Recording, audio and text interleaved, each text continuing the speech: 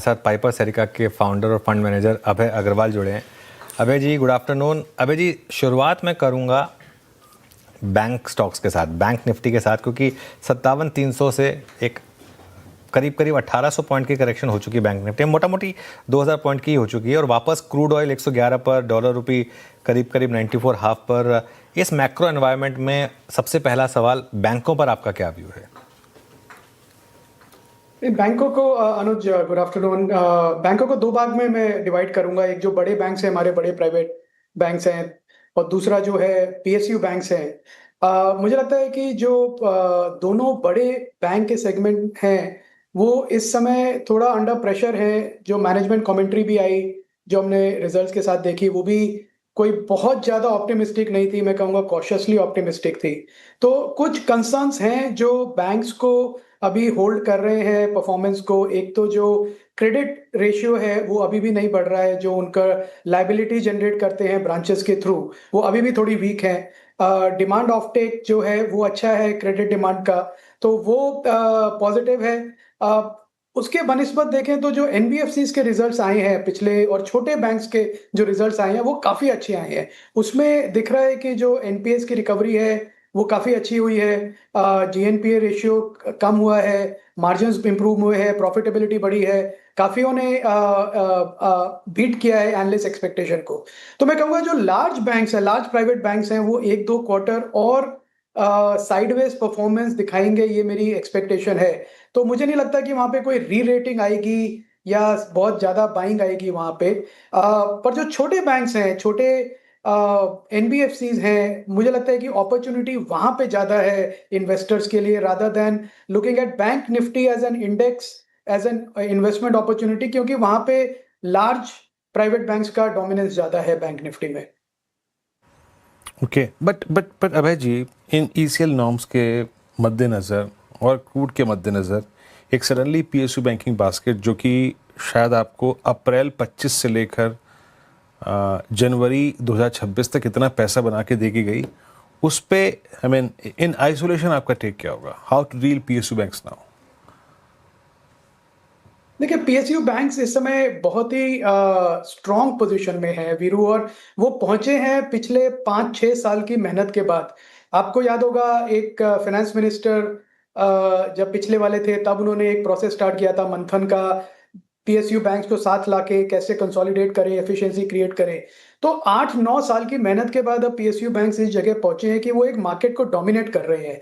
Liability generate करने की जो उनकी एबिलिटी है, वो प्राइवेट सेक्टर बैंक्स में भी नहीं है। तो स्ट्रक्चरली बहुत स्ट्रांग है।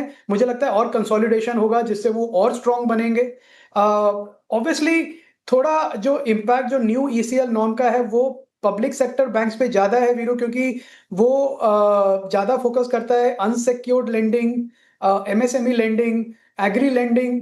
पर इन बैंक्स की बहुत सॉलिड पोजीशन है इस समय ये ईसीएल न्यू नॉर्म्स को अब्सॉर्ब करने की। सो मुझे नहीं लगता कि rather than a technical reaction जो शायद 3-4-5 दिन प्ले आउट हो, उससे ज्यादा कोई ज्यादा इंपैक्ट होगा इनके प्राइसेस पे।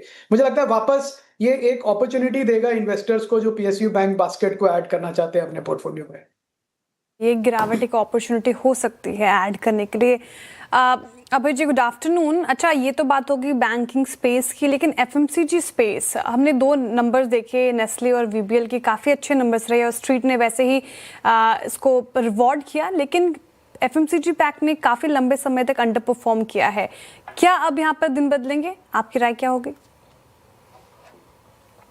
जी देखिए, ये मैंने पिछली बार भी श्रेया बात कही थी कि जितना हमने चैनल चेक्स किया था रिटेलर्स और डिस्ट्रीब्यूटर्स के साथ जनवरी, फरवरी, मार्च में, डिस्पाइट द वॉर सिचुएशन कोई भी डिमांड में कमी नहीं थी। किसी रिटेलर, किसी डिस्ट्रीब्यूटर ने ये नहीं कहा कि डिमांड नहीं है या इन्वेंट्री बढ़ गई है या मार्जिन कम हो गया है। सबका काम अच्छा चल रहा था। तो मैं सरप्राइज नहीं हूं कि नेस्ले और जो बाकी कंपनीज हैं जो एफएमसीजी में कैटर करती है, उन्होंने अच्छा परफॉर्मेंस दिखाया है। और मुझे ये लगता है कि ये परफॉर्मेंस रहेगा, वॉल्यूम ग्रोथ आपको दिखेगी, थोड़ी प्राइसिंग ग्रोथ भी दिखेगी। तो मुझे लगता है ये जो लीडर हैं, ये इनके नंबर्स अच्छे होंगे। प्रॉब्लम इस सेक्टर में ये है श्रेया कि वैल्यूएशंस अभी भी महंगी हैं, कम हुई हैं मल्टीपल बेसिस पे। तो जो स्टॉक्स 55 टाइम के फॉरवर्ड पी मल्टीपल पे ट्रेड करते थे, वो शायद अब 42 से 45 की रेंज में आ गए हैं। कुछ हैं जो अभी भी 60 टाइम के ऊपर हैं। कुछ जो इंडियन एफएमसीजी कंपनीज हैं, उन्होंने एक मल्टीपल करेक्शन देखा है 40-45 के टाइम से निकल के अब वो 30 से 35 टाइम के पी मल्टीपल पे आ गए हैं। प्रॉब्लम ये है कि अभी भी मार्केट ये विश्वास नहीं कर रहे कि ये ग्रोथ स्टॉक्स हैं, क्योंकि इन्होंने बहुत ही साइडवेज परफॉर्मेंस दिखाई है पिछले 3-4 साल से।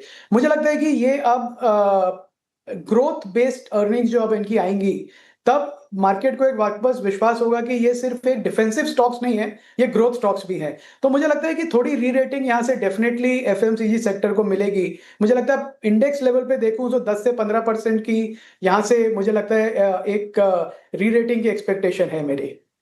ओके, दो स्पेसेस जहां शानदार मूव्स रहे हैं पिछले एक महीने में, एक है एनर्जी और एक है कैपिटल मार्केट। दोनों में 25 से 35% के रिटर्न्स बने हैं। यहाँ पर कोई स्टॉक्स जो आप बुलिश हो जहाँ पर? देखिए, स्पेस में दोनों में मैं बुलिश हूँ। मुझे लगता है कि ये जो कैपिटल मार्केट जो आपने दूसरा बोला अनुज, वो तो एक एवरग्रीन सेक्टर है इंडिया में, अगले 10 साल की स्टोरी है वो, और इन्वेस्टर्स का उसको पूरा फायदा उठाना चाहिए। अपॉर्चुनिटीज भी उसमें काफी हैं, ब्रोकर्स हैं, उसमें एक्सचेंजेस हैं, वेल्थ मैनेजमेंट कंपनीज हैं, एएमसीज हैं। तो इन्वेस्टर्स के लिए करीब 12-15 अच्छी अपॉर्चुनिटीज हैं, अच्छे स्टॉक्स हैं। अगर हर सेक्टर में, हर सेगमेंट में प्ले करना है तो एक लीडर भी पिक कर लें उसमें, तो भी अच्छी 5-10 साल की अपॉर्चुनिटी है। वॉलेटिलिटी रहेगी शॉर्ट टर्म में, रेगुलेटरी रीजंस हैं, मार्केट करेक्शंस हैं, पर उसको इग्नोर करके मुझे लगता है कि जो एक्सचेंजेस हैं स्पेशली अनुज, वो आउट परफॉर्म करेंगे, क्योंकि जैसे जैसे ट्रेडिंग एक्टिविटी बढ़ेगी कैश मार्केट में, डेरिवेटिव मार्केट में, उसका इनको पूरा फायदा होगा, और लीडरशिप पोजीशंस वहां पे ऑलरेडी क्रिएट हो चुकी हैं। मुझे नहीं लगता कोई नए एक्सचेंजेस आएंगे अब। तो एक बड़ा गोल्डन अपॉर्चुनिटी है इन्वेस्टर्स के लिए एक्सचेंजेस को ऐड करने का अपने पोर्टफोलियो में। अभी एनएससी का आईपीओ आएगा, आई थिंक वो भी एक गेम चेंजर होगा। तो एक्सचेंजेस डेफिनेटली, और दूसरी तरफ मैं कहूंगा जो एक एवरग्रीन बिजनेसेस हैं जैसे कैम्स और सीडीएसएल, डिपॉजिटरीज हैं और आरटीए एजेंट्स हैं, मोनोपोली डुओपोली सिचुएशन है ऑलमोस्ट इस स्पेस में। सो ये भी दो सेगमेंट्स हैं जो थोड़ा डिफेंसिव खेलना चाहते हैं इन्वेस्टर्स, उनके लिए। पर अपॉर्चुनिटी स्पेस बहुत बड़ा है। एनर्जी तो आई थिंक देख ही रहे हैं हम क्या हो रहा है फ्रॉम अभी भी as a country we are energy deficient. अभी भी नए स्पेसेस इमर्ज हो रहे हैं रिन्यूएबल्स में। मुझे लगता है कि पावर प्रोड्यूसिंग जो कंपनीज हैं उनके साथ, उनके ऊपर बेट करें तो वो ज़्यादा अच्छा रहेगा। और अगर इन्वेस्टर्स ये नहीं चाहते हैं कि वो स्पेसिफिक पावर सेक्टर पे या कंपनीज पे बेट करें, तो थ्रू द ईटीएफ जो अब एक अवेलेबल है, पावर ईटीएफ, उसके थ्रू प्ले करें। अपने 10 से 15% के एलोकेशन में सजेस्ट करूंगा एनर्जी स्टॉक्स का पोर्टफोलियो में, और हमारी ऑयल एक्सप्लोरेशन कंपनीज भी हैं। सो आई थिंक काफी वाइड बास्केट है, दोनों सेक्टर्स में मेरा बहुत पॉजिटिव व्यू है अनुज। अच्छा अभय जी, मैं देखा है आपको अपने पीएमएस में, आपने एग्जिस्टिंग रिसोर्सेज में ऑटो में बड़े अच्छे स्टॉक्स पिक करके वेल्थ क्रिएट की है।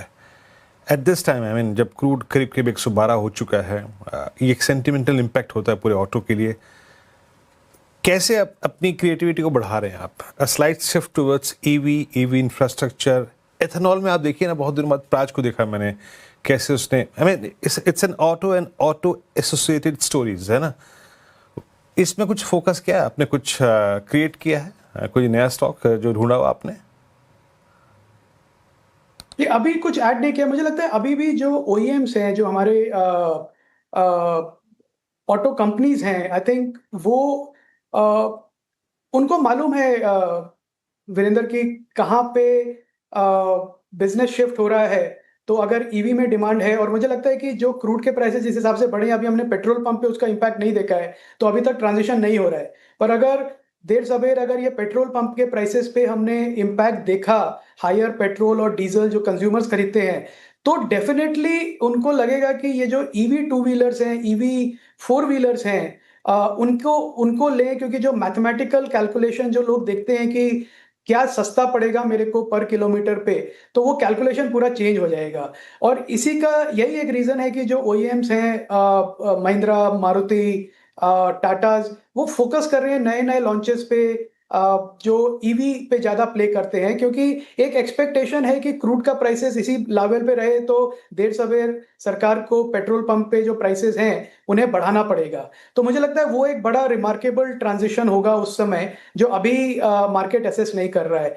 तो ईवी टू व्हीलर्स और ईवी फोर व्हीलर्स पे मुझे लगता है कि कंपनीज हैं काफ़ी अच्छा काम कर रही हैं। टू व्हीलर्स में टीवीएस, बजाज, होंडा, सब, हीरो ने काफ़ी लीडरशिप पोजीशंस ऑलरेडी ले ली है अपनी। तो आई थिंक रिन्यूएबल्स में, ऑटोज में आई थिंक ये बहुत बहुत स्ट्रॉन्ग स्टोरी है, पर जब तक पंप प्राइसेस ऊपर नहीं जाएंगे तब तक इसका पूरा इम्पैक्ट दिखेगा नहीं वीरेंद्र। चलिए अभय जी, बहुत बहुत शुक्रिया आप इस कार्यक्रम में शामिल हुए, और वो नहीं हो जो आपने आखिरी में कहा तो अच्छा है। बहुत बहुत शुक्रिया।